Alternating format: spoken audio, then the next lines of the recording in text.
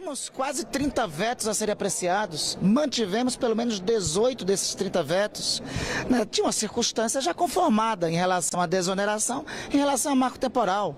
Em paralelo, aprovamos a medida provisória 1185 na comissão mista, a medida provisória mais importante para o esforço fiscal que o governo tem que fazer para o ano que vem.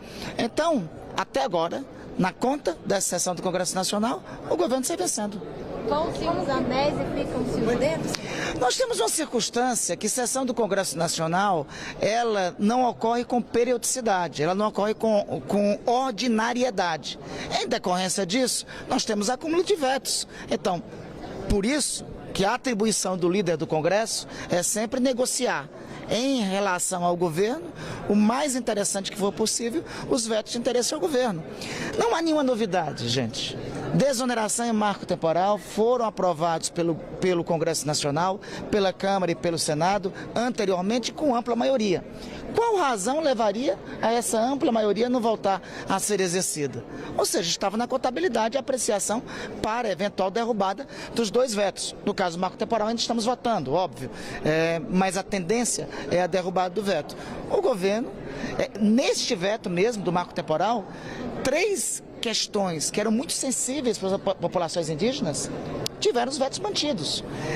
Plantio de transgênicos em território indígena, contato com os povos isolados e mais um dispositivo relativo a rever demarcação de terras indígenas foram mantidos. Então, no essencial do marco temporal, os vetos foram mantidos.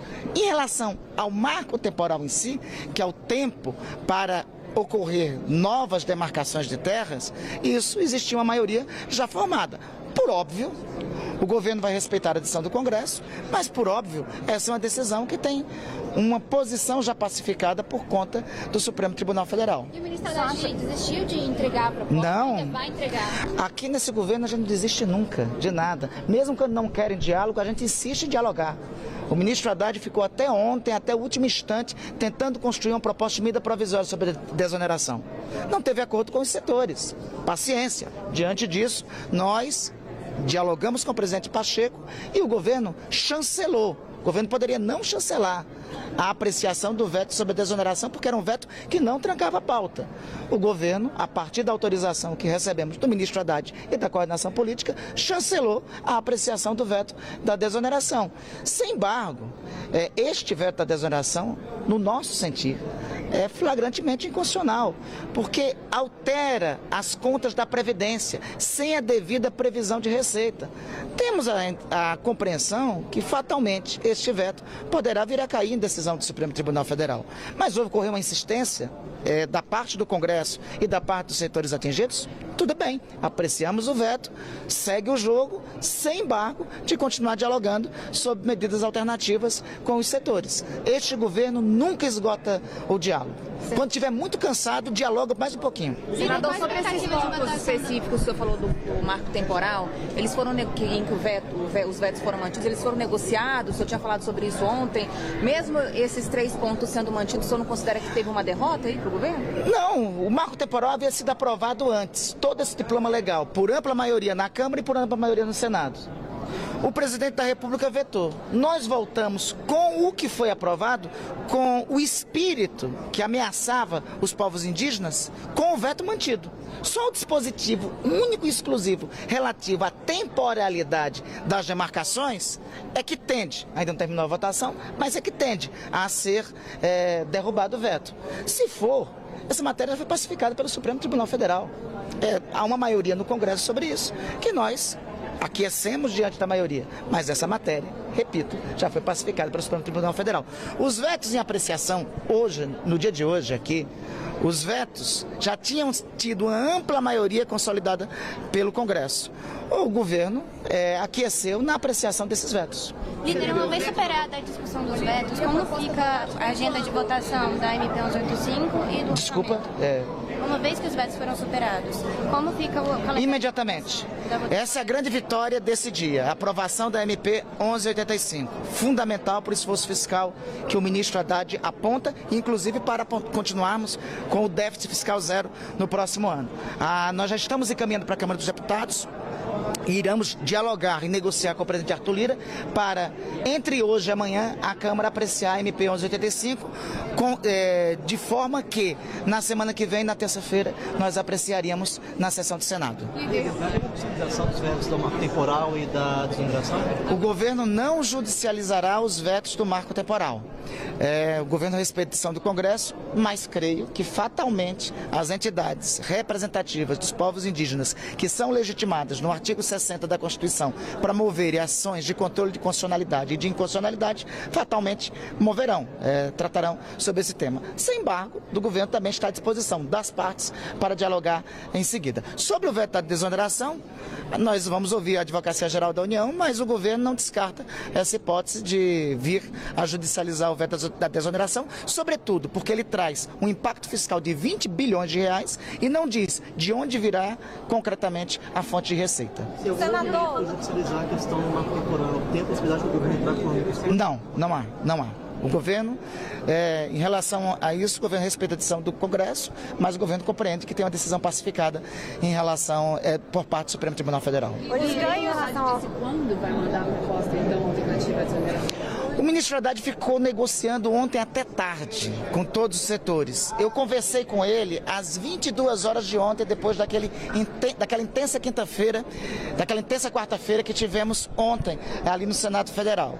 Ele disse que não conseguiu avançar mais na negociação porque os setores todos e os parlamentares insistiam na apreciação do veto. Obviamente que aí fica para o outro momento voltar a dialogar com os setores, porque tem uma realidade dada agora. O veto foi derrubado, tem uma realidade em relação a esse veto, então vamos deixar esgotar este capítulo da novela para, obviamente, o governo vir a dialogar sobre alguma proposta de exoneração. Reitero, o governo não se nega a continuar dialogando. Em relação ao arcabouço fiscal, em especial ao ponto que blinda ali os recursos do PAC, do contingenciamento de recursos. Acho que temos um bom acordo de apreciação. Ainda não apreciamos o veto sobre o arcabouço fiscal, ainda está no curso das apreciações. Mas conseguimos um acordo, sobretudo no que virá a ser contingenciado por parte do governo. Tem um veto que será mantido e tem outro veto que será derrubado. O veto relativo ao PAC, que é o que mais interessava a nós, há um acordo para a manutenção deste veto. Carlos, senador, e marco de garantias? O marco de garantias já constou na cédula. Boa parte dos marcos de garantia, dos vetos marcos de garantias foram mantidos. Os vetos 1 a 14, salvo melhor juízo, foram derrubados. Houve um acordo nesse procedimento. Sobre o CARF, tem 3 dispositivos do CARF que construímos acordo com as lideranças da Câmara e creio, ainda vou consultar também com as lideranças da oposição, para serem derrubados sem embargo da manutenção dos demais dispositivos do CARF. A medida tributária ficou para quando? Eu espero que hoje. Agora eu digo isso se eu espero. Aí, essa parte do serviço cabe meu líder Guimarães. Eu só posso lhe informar que o presidente Pacheco, o presidente Arthur Lira e os relatores deverão conversar ainda hoje para tentar superar as dificuldades e entre hoje e amanhã votarem na Câmara a reforma tributária. Mas os detalhes sobre isso, aí essa parte do serviço cabe a outro líder, entendeu? E ele está cuidando muito bem sobre isso. Senador, os ganhos com a subvenção não ficam comprometidos com a derrubada da desoneração e isso não... A desoneração é um debate que está em curso. A desoneração não é um debate que está concluso, né? Tanto é que boa parte das perguntas que vocês me fizeram aqui virá a proposta do governo.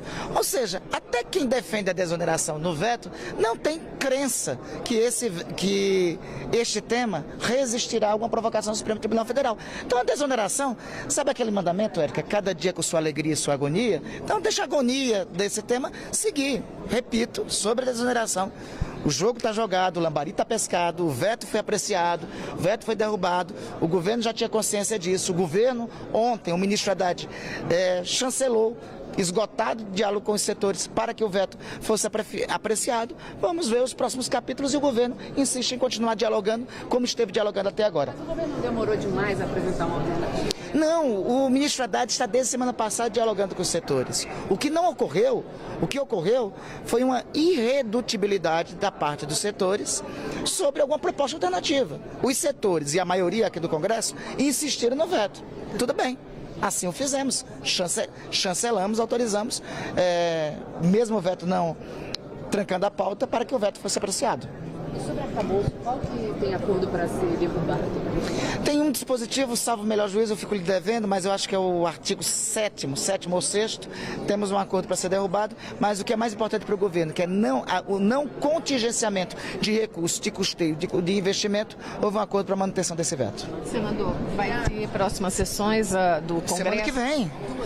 Semana tem muito serviço ainda para entregar, Marcinha. Tem muito serviço ainda para entregar. Nós temos a LDO, tem pouco tempo, tem muito trabalho, a gente está dando conta de tudo. Né? Eu acho que é o mais importante. Nós já votamos ontem o ministro Dino, já votamos o Procurador-Geral da República, já votamos 6 autoridades da Conselho Nacional de Justiça, já aprovamos na comissão mista a MP 1185, que achavam que era impossível, já enfrentamos uma sessão de vetos com a maioria dos vetos sendo mantidos, a maioria dos vetos do governo do presidente Lula sendo mantidos, né?